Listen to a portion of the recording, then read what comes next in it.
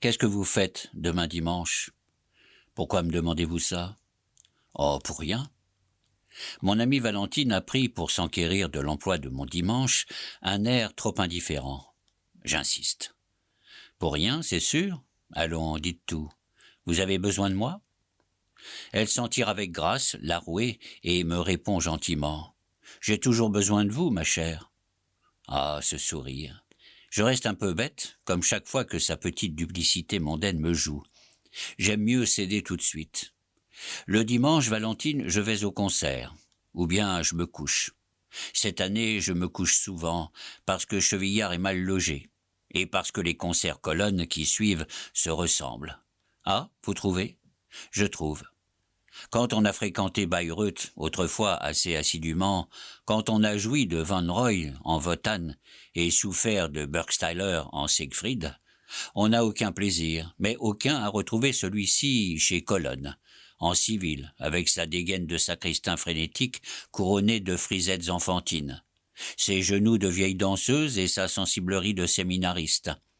Un méchant hasard nous réunit au Châtelet, lui sur la scène, moi dans la salle, il y a quelques semaines.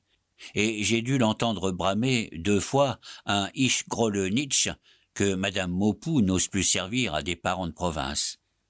Avant la fin du concert, j'ai fui, au grand soulagement de ma voisine de droite, la dame d'un conseiller municipal de Paris, ma chère.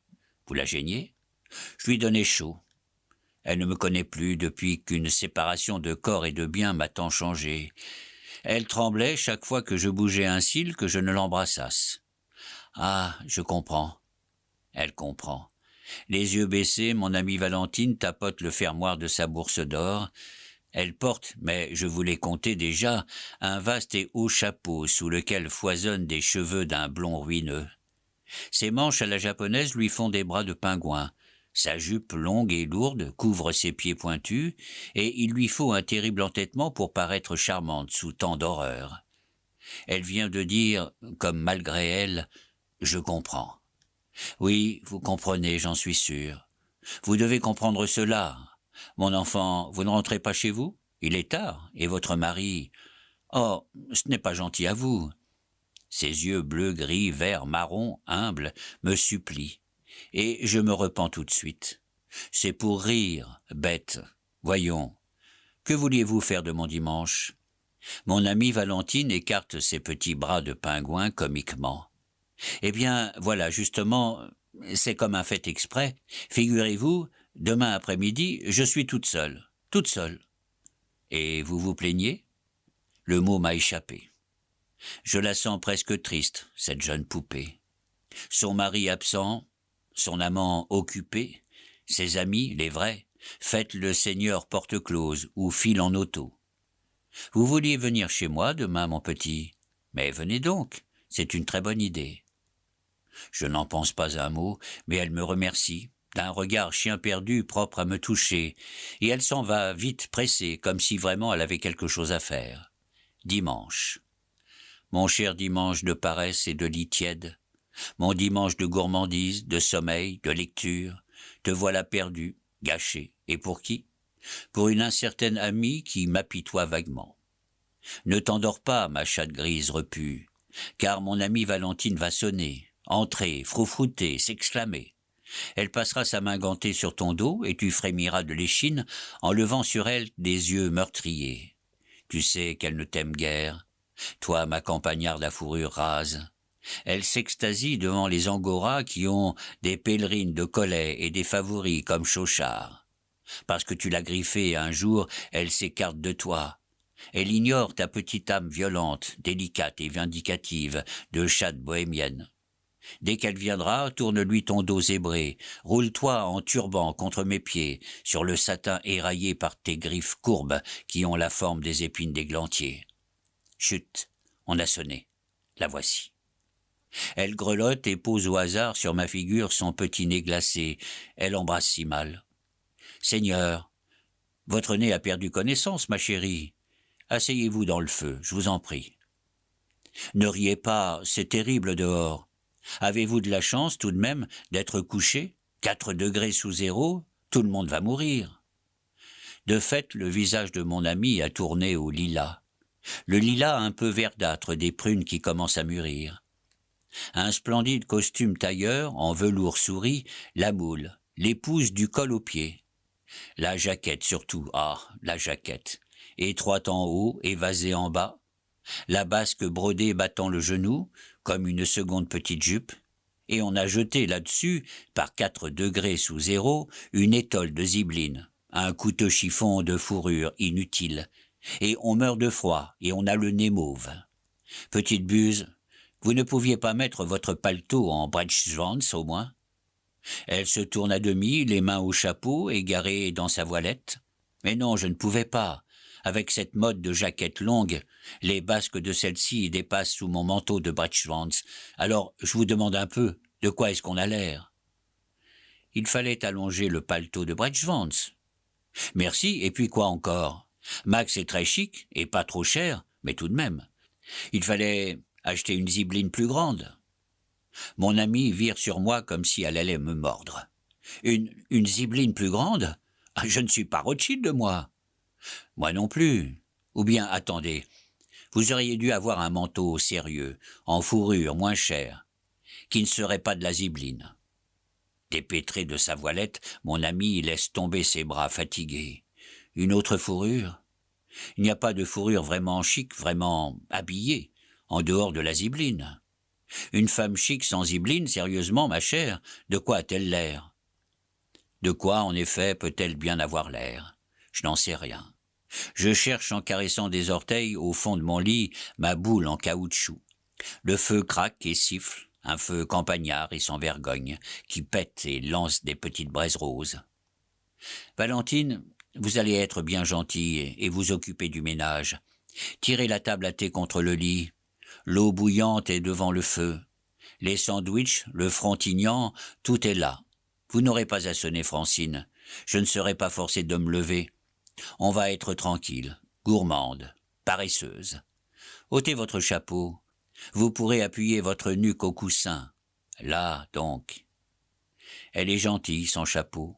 Un peu modiste, un peu mannequin, mais gentille. Un beau rouleau de cheveux dorés s'abaisse jusqu'à ses sourcils châtains et soutient une grosse vague ondulée. Au-dessus, il y a encore une vague plus petite, et puis encore au-dessus, en arrière, des boucles, des boucles, des boucles. C'est appétissant, propre, à la fois crémeux et net, compliqué comme un entremets de repas de noces.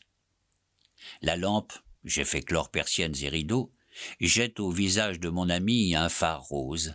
Mais malgré la poudre de riz en nappe égale et veloutée, malgré le rouge des lèvres, je devine les traits tirés, le sourire raidi. Elle s'appuie au coussin avec un grand soupir de fatigue. Claqué? Claqué complètement. L'amour? Geste d'épaule. L'amour, ah là là, pas le temps. Avec les premières, les dîners, les soupers, les déjeuners en auto aux environs, les expositions et l'été, c'est terrible ce mois-ci. On se couche tard, hein? Hélas, levez-vous tard, ou bien vous perdrez votre beauté, mon petit. Elle me regarde, étonnée. Me lever tard? Vous en parlez à votre aise, et la maison, et les ordres à donner, et les comptes des fournisseurs, et tout, et la femme de chambre qui frappe à ma porte 25 fois. Tirez le verrou, et dites qu'on vous fiche la paix. Mais je ne peux pas, rien ne marcherait plus chez moi. Ce serait le coulage, le vol organisé. Tirez le verrou. Je pense à la figure que ferait derrière la porte mon gros maître d'hôtel qui ressemble à Jean de Bonnefond. De quoi est-ce que j'aurais l'air? Je ne sais pas, moi, d'une femme qui se repose. Facile à dire, soupire-t-elle dans un bâillement nerveux. Vous pouvez vous payer ça, vous qui êtes en marge de la société.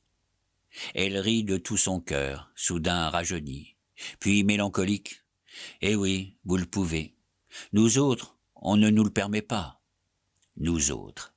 Pluriel mystérieux, franc-maçonnerie imposante de celle que le monde hypnotise, surmène et discipline. Un abîme sépare cette jeune femme assise, en costume tailleur gris, de cette autre femme couchée sur le ventre, les poings au menton. Je savoure silencieuse mon enviable infériorité. Tout bas, je songe. Vous autres, vous ne pouvez pas vivre n'importe comment. C'est là votre supplice, votre orgueil et votre perte. Vous avez des maris qui vous mènent après le théâtre souper, mais vous avez aussi des enfants et des femmes de chambre qui vous tirent le matin à bas du lit. Vous soupez au Café de Paris, à côté de mademoiselle Xavérine de Choisy, et vous quittez le restaurant en même temps qu'elle, un peu grise, un peu toquée, les nerfs en danse. Mais mademoiselle de Choisy, chez elle, dort si ça lui chante, aime si ça lui roucoule, et jette en s'endormant à sa camériste fidèle: « Je me pieude pour jusqu'à 2 heures de l'après-midi, et qu'on ne me barde pas avant, ou je fiche ces 8 jours à tout le monde. » Ayant dormi 9 heures d'un juste repos, mademoiselle de Choisy s'éveille, fraîche, déjeune, et file rue de la Paix, où elle vous rencontre, vous, Valentine, vous, toutes les Valentines, vous, mon ami, debout depuis 8h30 du matin, déjà sur les boulets, palote et les yeux creux. Et mademoiselle de Choisy, bonne fille, glisse en confidence à son essayeuse: « Elle en a une mine, la petite madame Valentine Chose. Elle doit s'en coller une de ses noces. » Et votre mari et votre amant, au souper suivant, compareront in petto, eux aussi, la fraîcheur reposée de mademoiselle de Choisy et votre évidente fatigue. Vous penserez, rageuse et inconsidérée: « Elles sont en acier, ces femmes-là. » Que non pas, mon ami, elles se reposent plus que vous. Quelle demi-mondaine résisterait au train-train quotidien de certaines femmes du monde, ou même de certaines mères de famille? Ma jeune amie a ébouillanté le thé et emplit les tasses d'une main adroite. J'admire son élégance un peu voulue, ses gestes justes. Je lui sais gré de marcher sans bruit, tandis que sa longue jupe la précède et la suit, d'un flot obéissant et moiré. Je lui sais gré de se confier à moi, de revenir, au risque de compromettre sa position correcte de femme qui a un mari et un amant, de revenir chez moi avec un entêtement affectueux qui frise l'héroïsme. Au tintement des cuillères, ma chatte grise vient d'ouvrir ses yeux de serpent. Elle a faim. Mais elle ne se lève pas tout de suite, par souci de pur Kant. Mendier à la façon d'un angora plaintif et câlin sur une mélopée mineure, fi. De quoi est-ce qu'elle aurait l'air? Comme dit Valentine. Je lui tends un coin de toast brûlé qui craque sous ses petites dents de silex d'un blanc bleuté, et son ronron perlé double celui de la bouilloire. Durant une longue minute, un silence quasi provincial nous abrite. Mon amie se repose, les bras tombés. On n'entend rien, chuchote-t-elle avec précaution. Je lui réponds des yeux sans parler, amollis de chaleur et de paresse. On est bien. Mais l'heure ne serait-elle pas meilleure encore si mon amie n'était pas là? Elle va parler, c'est inévitable. Elle va dire: « De quoi est-ce qu'on a l'air? Ce n'est pas de sa faute, on l'a élevée comme ça. » Si elle avait des enfants, elle leur défendrait de manger leur viande sans pain, ou de tenir leur cuillère avec la main gauche. « Jacques, veux-tu bien? De quoi as-tu l'air? » Chut, elle ne parle pas. Ses paupières battent et ses yeux ont l'air de s'évanouir. J'ai devant moi une figure presque inconnue, celle d'une jeune femme ivre de sommeil et qui s'endort avant d'avoir fermé les paupières.